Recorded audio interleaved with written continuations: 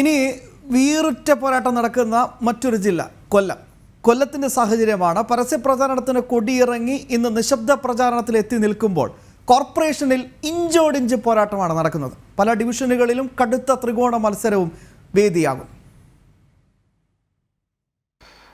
പരസ്യപ്രചരണത്തിന്റെ കൊടിയിറങ്ങി ഇന്നാകട്ടെ നിശബ്ദ പ്രചരണം മാത്രം. ഈസി വാക്ക് ഓവർ പ്രതീക്ഷിച്ച് കളത്തിലിറങ്ങിയവർ പോലും കടുത്ത മത്സരം നേരിടുന്ന കോർപ്പറേഷനിൽ ഫലം ഫോട്ടോ ഫിനിഷിലേക്ക് പോകുമോ എന്ന് നോക്കിയിരിക്കുകയാണ് മൂന്ന് മുന്നണികളും.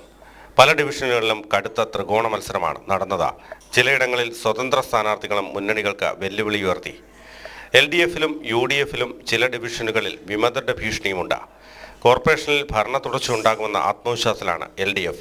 സംസ്ഥാന സർക്കാരിൻ്റെയും കോർപ്പറേഷൻ്റെയും പ്രവർത്തന മികവ് വോട്ടായി മാറുമെന്ന് ഇടതുമുന്നണി അവകാശപ്പെടുന്നു.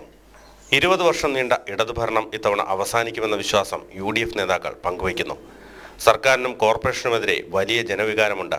അത് തിരഞ്ഞെടുപ്പിൽ പ്രതിഫലിക്കും. മുൻവർഷങ്ങളെക്കാൾ വിമതർ കുറവാണെന്നും നേതൃത്വം പറയുന്നു.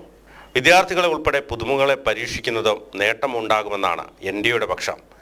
20 സീറ്റ് ഉറപ്പാണെന്നും കൂടുതൽ സീറ്റുകൾക്ക് സാധ്യതയുണ്ടെന്നുമാണ് NDAയുടെ പ്രതീക്ഷ. ഉജ്ജ്വല വിജയം ജില്ലയിലുണ്ടാവും. നിരവധി പഞ്ചായത്തുകളിൽ, ബ്ലോക്ക് പഞ്ചായത്തിൽ കൊല്ലം കോർപ്പറേഷൻ പാർട്ടി അധികാരത്തിലെത്തും. ആ തരത്തിലാണ് അവസാന മണിക്കൂറുകളിൽ ജനങ്ങളുടെ പ്രതിഫലനം നമ്മൾ ഈ തെരഞ്ഞെടുപ്പിൽ കാണുന്നത്. അതേസമയം NDAക്ക് ലഭിക്കുന്ന സീറ്റുകൾ കോർപ്പറേഷൻ ഭരണത്തിൽ നിർണായകമാകുമെന്നാണ് വിലയിരുത്തൽ. ജനം, കൊല്ലം.